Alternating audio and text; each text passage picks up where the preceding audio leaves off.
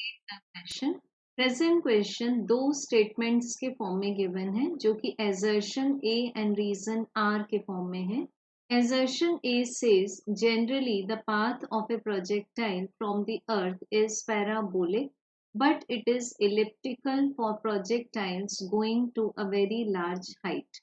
And the reason says the path of projectile is independent of the gravitational force of earth. सो बच्चों इसके लिए हम consider कर लेते हैं अर्थ को. Let O be the centre of earth and R be the radius of earth. अब हम लोग एक ऐसा प्रोजेक्टाइल कंसीडर करते हैं जिसको हम लोगों ने अर्थ सरफेस से प्रोजेक्ट किया हुआ है to the approximately small height. तो मान लेते हैं projectile P is at this point. अब अगर P पॉइंट पर हम चेक करें तो the gravity at point P is nearly equal to the gravity at the surface of the earth because ये जो height consider की है हम लोगों ने this is very less as compared to the radius of earth. So बच्चों जब हम यहाँ से projectile को project करेंगे so हमें path कैसा मिलेगा? Parabolic मिलेगा. So as we know the parabolic trajectory is expressed as y equals to x tan theta minus gx square divided by twice u square cos square theta. But अगर हम इस projectile को अर्थ से काफी greater height से project करें, let this is h and h is comparable to the radius of earth.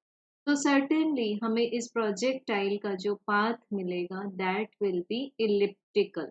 So we can say that assertion is true क्योंकि ये जो स्मॉलर हाइट्स की ट्रेजेक्ट्री इक्वेशन है ये रिजेंबल करता है पैराबोला को. अब देखते हैं बच्चों रीजन.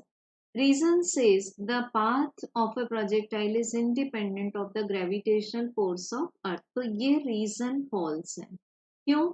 क्योंकि जब ये प्रोजेक्टाइल अर्थ के नियर अबाउट है तो इस प्रोजेक्टाइल और अर्थ के सेंटर में जो ग्रेविटेशनल फोर्स है वो कुछ नियर बाय हाइट्स तक अप्रोक्सीमेटली कैसा रहेगा? That will B approximately constant. तो प्रोजेक्टाइल का जो पाथ मिलेगा वो पैराबोलिक मिलेगा.